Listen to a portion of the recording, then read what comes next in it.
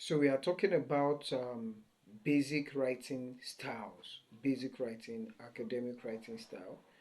Uh, you can divide writing styles into formal and informal writing. So I'm going to read, then I will explain. Now, formal and informal writing differ primarily in tone, style, structure, and purpose. Yes, so those are four basic things that differentiate informal from formal writing: the style, okay, the tone, the structure, and the purpose. So let's give an example of the purpose of a formal writing. For example, maybe you're writing a report, okay, to a higher authority to inform them about maybe report of what happened somewhere, or the report of a meeting. It's an official write up. So the purpose is kind of official, to get some people informed or a higher authority informed. A memo within an organization, that's a formal letter or a formal write up. Okay? Or a proposal. You are writing a proposal for maybe to get funding for a research project or for a particular project. Okay? You are writing to a higher authority. That's a formal write up. But when you are writing maybe like a novel, okay, that's not really formal. So the intonation, the tone, it must be different. The purpose for which you are writing will determine the tone you are using. It will determine the style you are using, and it will determine the structure. So the purpose will determine, will have effect on all of those things I've discussed. Understanding the distinctions between these two forms of writing is essential for effective communication, especially in academic, professional, or public settings. Formal writing is typically used in academic, professional, or official contexts, where the writer's intent is to present information in a clear, respectful, and authoritative manner. So, academic writing, okay, is a formal writing. So, and for that formal writing is typically used in either academic or professional or official context. Official. And then it does not give room for so many, it has to be strictly based on why you are writing. All right. So the writer's intent is to present information in a clear, respectful, and authoritative manner, to show that you are an authority in what you are saying. If you are writing an academic paper, you must be convincing enough to show that okay, you are an authority in this. Okay, so the tone is neutral and impersonal, avoiding emotional or subjective language. So it's not personal, all right, but it's neutral. You are not biased. Okay, it adheres to established grammar rules, uses complex structures, sentence, avoids casual language. Example of formal writing include research papers, business correspondence, official reports. So I've spoken about report. Okay, so those are examples of official writing. Okay, uh, you are writing reports, business correspondence. Okay, complex papers, and then official report, academic essays. In formal writings, there is a preference for complete sentence with no abbreviations or slang. Formal writing often employs precise and sophisticated vocabulary to convey information more effectively. It avoids use of the first person, e.g., I or we. When you are writing a formal write up, you are not allowed to use slangs, okay? You are not allowed to use slangs. Then you are not allowed to use I or we. It is not allowed. I did this, or we did this. It is not allowed unless explicitly required. And it avoids personal opinions unless backed by evidence. The content is objective and not swayed by personal feelings. That means there is no bias. Okay, focusing instead on facts, data, and logical reasoning. So your facts, there must be facts. That's why you have to do your research before you write this kind of writing. Your research work is very, very important. It must be data based. All right, it must be factual. Facts. You are talking of facts, then logical reason. On the other hand, informal writing is used in everyday communication, such as personal letters, text, blog posts, social media updates. So if you give a social media update, you can use slangs. It's used every day. It is not an official write-up, and then there are no restrictions per se. The tone is conversational and friendly.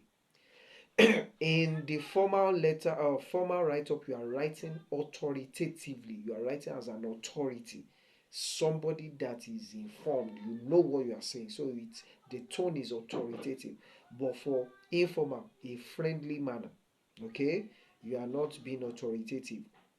So the tone is conversational and friendly. Those are the things you need to take note of. They can ask you to differentiate between formal and informal writing. Okay? And it may include humor or emotional expressions. Informal writing is less concerned with rigid grammar rules and all of that. It feels like a conversation between the writer and the reader, often using an appropriate and familiar style. Informal writing is more likely to use contractions, e.g., don't, won't.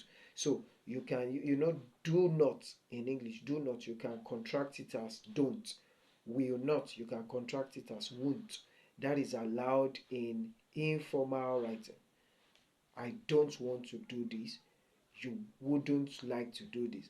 But when you are writing a formal write up, those contractions are not allowed. And slang words or phrases. Writers often use the first person perspective, I or we, as informal writing is typically more personal. So you can use I, you can use we for informal writing. Now, formal and informal writing serve distinct purposes and are used in different contexts. I've told you different purposes, different contexts.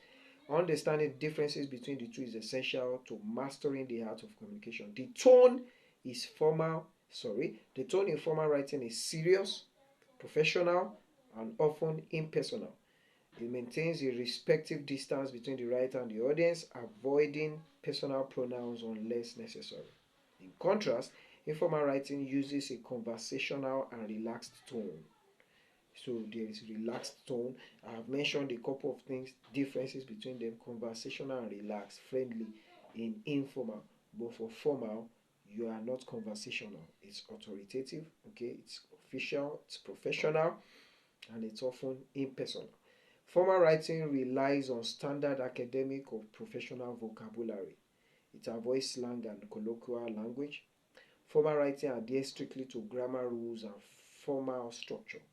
Sentences are usually complete and well organized, often in paragraphs with a clear introduction, body, and conclusion. Informal writing, however, may use contractions, sentence fragments, and a more relaxed sentence structure. It often allows for greater flexibility in how ideas are organized. So, for a formal write up, your ideas has to be organized: the introduction, the content or the body, then the conclusion. It has to be systematically arranged. That is a formal write-up, an academic write-up. But when you are dealing with the regular informal write-up, that's not necessary. Now, essential principles in academic writing. Number one, objectivity. You have to be objective.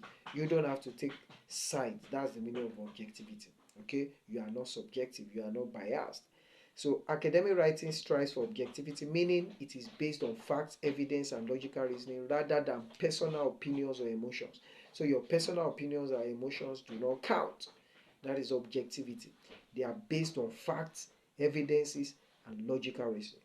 Objectivity requires the writer to present information fairly without bias. That's the meaning of objectivity. You are presenting your information uh, without bias, fairly. You're fair. This includes avoiding language that could be perceived as subjective or overly emotional. For example, instead of writing, I believe climate change is a pressing issue, an objective approach would be to write, there is a growing body of evidence that climate change poses a significant threat to the environment. Can you see the difference? So instead of saying, I believe, you are writing an academic paper, you shouldn't say, I believe that climate change is this. No. Rather, you say, there are evidences and facts that show that climate change is having or is taking a toll or having an effect or consequences on human lifestyle. You understand? Okay, so there's a growing body of evidence that climate change poses a significant threat to the environment. or to the life of individuals.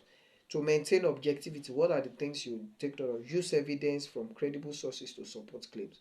To maintain objectivity, all right?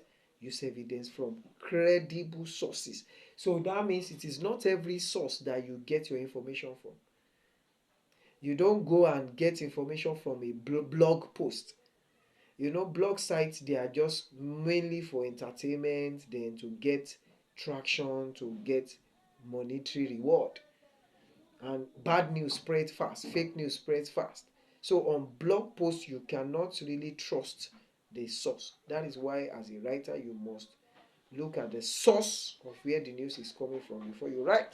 Avoid emotional and biased language that could influence the reader's perception. Be careful not to overgeneralize or make unsupported statements. So those are the things that you need to take note of when you have to try to be objective. So the first one is objectivity. Number two is clarity. It has to be very, very clear. Clarity in academic writing ensures that the idea are easily understood by the reader. That's the meaning of clarity. To achieve clarity, writers should choose their words carefully, avoiding jargon or overly complex terms unless they are necessary for the topic. So you don't need to come in with jargon. Jargon means those complex terms that is only people in your field that can understand it. And a layman should be able to sit down, read through, and have a full grasp of what you're talking about. That is clarity. Okay? To achieve clarity, organize ideas logically, often following a clear structure with an introduction, body, and conclusion. We have said that. Avoid convoluted sentences and overly complex vocabulary unless absolutely necessary. Avoid those complex vocabulary.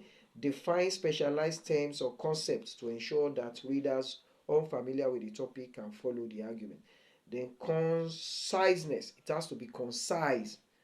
What's the meaning of conciseness? Conciseness refers to convey information in the fewest words possible without sacrificing meaning. So it doesn't have to be verbose. Avoid verbosity. Verbosity means you use plenty words. No, make it concise, meaning that in few words, pass your message across. Make it as brief as possible. And it involves eliminating redundancy and avoiding unnecessary elaboration. In academic writing, this is crucial as it allows the writer to present the argument or analysis efficiently and directly. For example, instead of writing this, due to the fact that the experiment was conducted in a controlled environment, it was found that the data was consistent, one could simply write, look at those number of words. Due to the fact that the experiment was conducted in a controlled environment, it was found that the data was consistent. One could simply write, the controlled environment ensured consistent data. Can you see just 5 or 6 words? The controlled environment ensured consistent data. Instead of saying, uh, due to the fact that the experiment was conducted in a controlled environment, it was found that the data was, that is too wordy. The words are too much. So you have to be concise. What are the three things we have spoken about? Number one, objectivity. We're talking about what makes for a formal write-up. It has to be objectivity, then clarity, then conciseness. Conciseness. Let's go to, so to achieve conciseness, eliminate filler words and redundant phrases. Avoid wordy expressions or unnecessary elaboration. Focus on presenting only relevant details and supporting evidence. Writing effective essays. How do we write effective essays? The structure of an effective essay includes three main components: the introduction, the body, and the conclusion. Each part serves a specific purpose and helps in constructing a clear, effective argument. So we are looking at the structure of a formal writing, of an academic writing. It has to have introduction. What entails, or what does the introduction entail? The introduction is the first part of an essay and sets the stage for the entire discussion. It should grab the reader's attention, introduce the topic, and clearly state the purpose of the essay. So your introduction must be grabbing, it must grab the attention of your reader, and it must state the purpose of the write-up. So in your first statement or the first paragraph, which is your introduction, the reader should have a clear picture or a short foreknowledge of what you're about to write. Okay, introduction is the first part of an essay, and it sets the stage for the entire discussion. It should grab the reader's attention, introduce the topic, and clearly state the purpose of the essay. An effective introduction serves as a roadmap for the reader, outlining what they can expect from the rest of the essay. So a typical introduction contains three key elements. Number one, the hook. There must be something that hooks them, that hooks the reader, that will make sure they read it to the end of the write-up. Okay, so it has a hook. This is an engaging opening sentence or statement designed to catch the reader's attention. It could be a thought-provoking question, an interesting fact, a quote, or a brief anecdote related to the topic. So you want to catch the attention of the reader, all right? And then you want to ensure that they read to the very end. So it could be a question that you ask, all right? It could be a quote, a thought-provoking, right? Something that is written, okay, to provoke their reasoning, to make them say, okay, so what are you trying to say? Or so what do you have to offer from this write-up? When they ask that question, you've gotten their attention. So they want to discover. You've given them a hook. Background information, still under the introduction. After the hook, the writer provides some context or background information to give the reader an understanding of the topic. This section establishes why the topic is relevant and worth exploring. Then the thesis statement. The thesis statement. The thesis statement is arguably the most crucial part of the introduction. It presents the main argument or central idea of the essay in a clear, concise manner. It tells the reader what the essay will argue or explain and sets the direction for the body of paragraphs. So we're speaking about introduction, and we said there are three main parts of the introduction: the hook, the background information, the thesis statement. Okay, and then the second part is the body of the write-up. The body of the essay is where the main content is developed. So what you do is you now expatiate, you now develop those things you have given us hints about in the introduction. This section elaborates on the thesis statement, presenting arguments, evidence, analysis to support the writer's position. The body is typically divided into several paragraphs, each addressing a specific point or aspect of the topic. So the body of the write-up is divided into several paragraphs, and each paragraph must focus on a particular aspect of your discussion. Now, each body paragraph should have, so each paragraph should have the following: topic sentence. The first sentence of each body paragraph should state the main idea of that paragraph. It connects the paragraph back to the thesis statement and serves as a mini thesis for that section. So there's a difference between topic sentence and thesis statement. Your thesis statement is in the introduction. Your topic sentence is the beginning of a new paragraph. As you're entering another paragraph, the first sentence in that paragraph is the topic sentence, telling you what that paragraph is about. But all of those paragraphs must be just an elaboration on your thesis statement, which was in the introduction. Then supporting evidence. There should be a supporting evidence. After the topic sentence, the writer should provide evidence to support the point being made. This could be in form of facts, statistics, examples, quotes, and expert opinions. The goal is to convince the reader that the argument is valid and well supported. Then analysis and explanation. Following the evidence, the writer should analyze the information presented, explaining how it supports the argument. Then transitions, that is linking one paragraph to another. Your transition is very important. Effective essays use transitions between paragraphs to maintain a smooth flow of ideas. Transitions help guide the reader from one point to the next, ensuring that the essay does not feel disjointed. So there should be transition. There are some transition terms you can use. However, more so, furthermore, also, in addition, those are transition terms that can connect.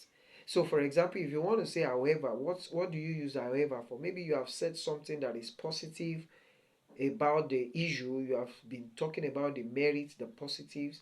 Now you want to go to the negative, you can now say, however, there are also demerits, or there are also the cons. You know, you have the pros and the cons, okay? You say, however, these are the demerits or the disadvantages, and you talk about it. So that, however, once the person sees however, he knows that, okay, now you're about to speak about the negative part or the opposite of what you've been talking about. So those are transition words, and they are very important. Next, let's talk about conclusion. So what are the things that must be in your conclusion? The conclusion is the final paragraph of the essay and serves to wrap up the discussion. Its primary purpose is to restate the thesis in a new way, summarize the main points made in the body, and offer a final thought or reflection on the topic. Key elements of the conclusion include, so what are the things that your conclusion must? You will notice that for your introduction, there are certain key elements. For the body, there are key elements. For the conclusion, there are key elements. So once we are done with this explanation on the conclusion, I will go back and we do a quick recap of all those key elements for each part of your write-up. Now for this conclusion, key elements of conclusion include restatement of the thesis. This conclusion should revisit the thesis statement, but it should do so in a way that feels fresh. This reminds the reader of the essay's central argument or message.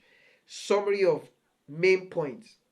The summary of the main point, the writer briefly recaps the key arguments made in the body paragraphs, then final thought. Your final thought. The conclusion should leave the reader with something to think about. This could be a call to action, a thought-provoking question, or a suggestion for further research or inquiry. So call to action means you are telling them what to do next. There are some people, they don't know what to do even after reading. So you need to tell them, okay, with all of this that I've explained, you need to begin to exercise, or maybe daily exercise is very important, or you need to begin to cut down on your consumption of sugar, or cut down on dairy products, or there's a call to action. You need to go and get your voters card now. Based on all I've said, you need to go and do your voters registration now. That is a call to action. All right? Okay. So those are the aspects of the conclusion. So let's quickly look at what are the aspects of the introduction again. We said number one, the hook, the background information, the thesis statement. HBT. HBT, the hook, the background information, thesis statement, HBT. Then the body must have what? Sentence, topic sentence. That is TSAT. That is topic sentence, supporting evidence, analysis and explanation, then the transitions. Transition means transitioning to the next paragraph. They can ask you what are the, how do you structure a write-up? So these are the things you, then for the conclusion there must be restatement of the thesis, summary of main points, and final thoughts. And let's talk about writing narratives and descriptions. When you are writing narratives or descriptions, descriptions is you are trying to describe, narratives you are trying to narrate a story. All right, writing narrative and descriptions are essential skills that allow writers to engage readers and convey stories and experiences in an impactful way. You are telling a story. While narrating or narrative writing focuses on telling a story, descriptive writing paints vivid pictures of people, places, and events. Using the specific techniques to create strong mental images. So descriptives, you are describing, maybe you are describing an event, you are describing a location, you are describing a place. While narrative, you are narrating a story, what happened. So the way you write it differs. The two, they differ. Okay, elements of narrative writing: the plot, the characters, and setting. So we are looking at the elements of narrative writing. You want to narrate a story. Narrative writing is primarily concerned with telling a story. And three key elements serve as the building blocks. When you want to tell a story, three key elements must be present. Number one, the plot, the characters, and setting. Each element plays a distinct role in shaping the narrative and guiding the reader through the unfolding event. So let's see what the plot is. We're going to see what the plot is, the characters, and the setting. The plot. The plot is the sequence of events that make up the narrative. It is the backbone of the story and provides a framework for how the events unfold. That is the plot. okay, this was what happened first, then this, then this, then this, then this. Is the framework, provides a framework, right? The plot typically follows a traditional structure with a beginning, the middle, and the end. The beginning, the middle, and the end, often described as the exposition, rising action, climax, falling action, and resolution. So let's see what exposition is. Exposition, this introduces the setting, characters, and background information. What's the rising action? The series of events that build tension and lead up to the climax. Then what's the climax? The climax is that turning point or most intense part of the story, the most striking part of the story. Then the following action, events that follow the climax and begin to resolve the conflict. Then resolution, the conclusion of the story where the conflict is resolved. So that means in every story there is a conflict. So you are starting with what led to the conflict. The conflict is like the climax, okay? And then you begin to come down, what comes after the conflict, and then what is the resolution. So you have the exposition, the rising action, the climax, the falling action, the resolution. Makes up the plot. Therefore, characters are the individuals in the story. And what makes up the characters? Number one, you have the protagonist. Who is the protagonist? The main character around whom the story revolves. That's the protagonist. Protagonist typically faces challenges that lead to growth or change.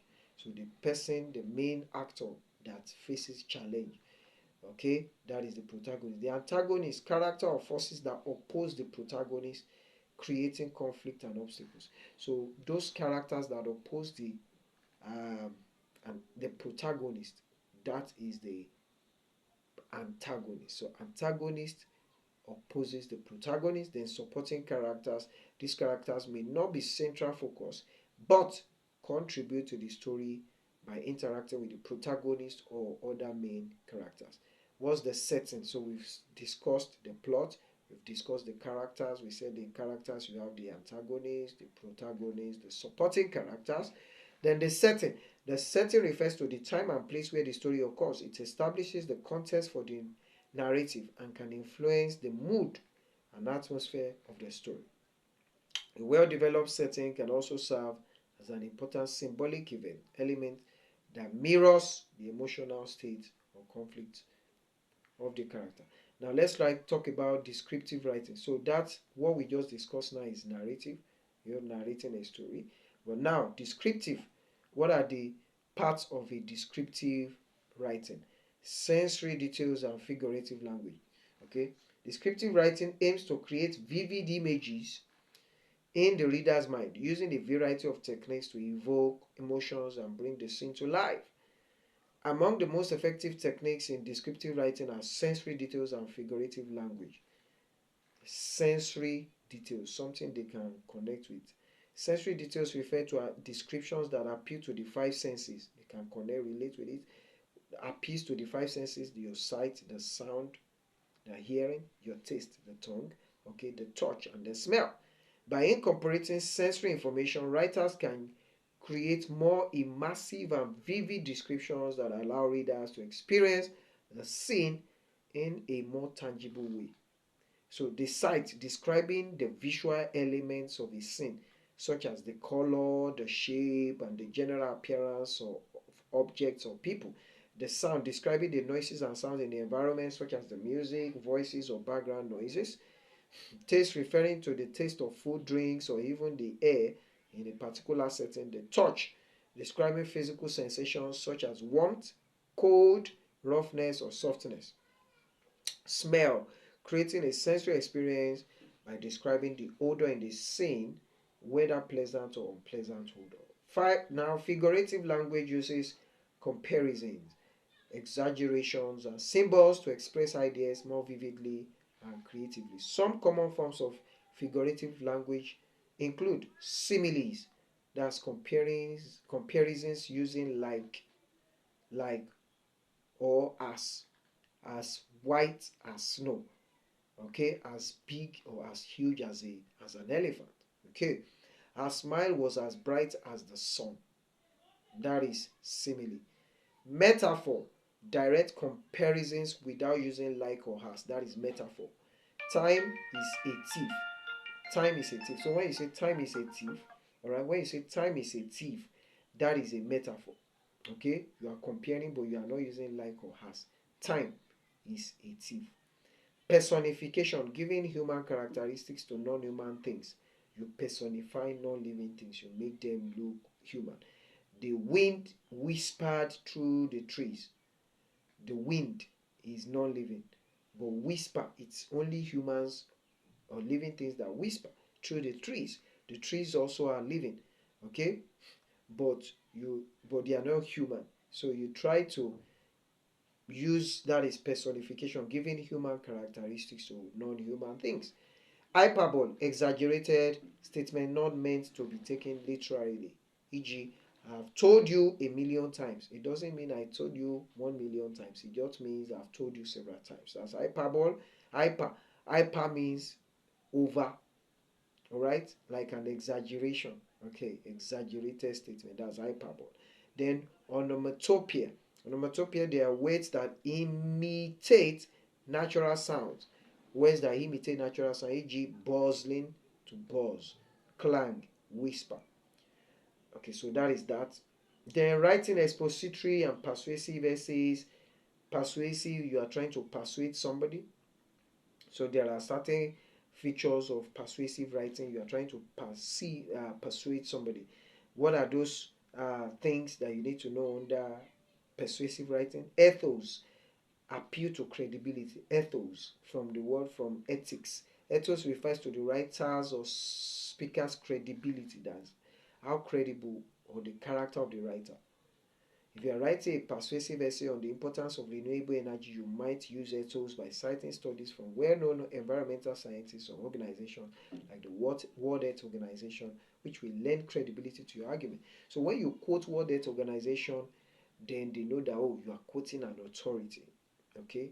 And then it gives credibility to what you're writing. That is ethos. Then pathos is appeal to emotion. Pathos involves appealing to the reader's emotion in order to persuade them. Emotional appeals can be powerful tool in persuasive writing, as people often make decisions based on feelings, values, personal beliefs, etc. Now, example, in a persuasive essay advocating for animal rights, a writer might describe the emotional suffering of animals in factory farms using vivid language and imagery to evoke feelings of empathy and compassion in the reader. Then logos, appeal to logic. That's logos, appeal to logic. Logos refers to the use of reason, facts, and logical arguments to persuade the reader. So you have ethos, you have pathos, you have logos. Ethos talks about the credibility of the source, the credibility of the writer, or where you are getting your information from. Pathos appeals to the emotions of people, okay? Appeal to emotion, while logos appeal to logic. Is this right up? Is it logical? Alright? Writing a strong conclusion for expository and persuasive essay writing. Key elements to consider when writing a strong conclusion. Number one, restate the thesis, summarize key points, then call to action. Then you have your final thought. Now, this is actually all that you need to know. So we spoke about narrative writing, expository writing. We spoke about differences between formal and informal writing. For example of informal, like blog posts, social media posts, they are more friendly, okay, and engaging, okay, conversational. But for formal, it has to be authoritative. You are writing as an authority, and you have to back up your whatever you are writing with facts, with data to prove. All right.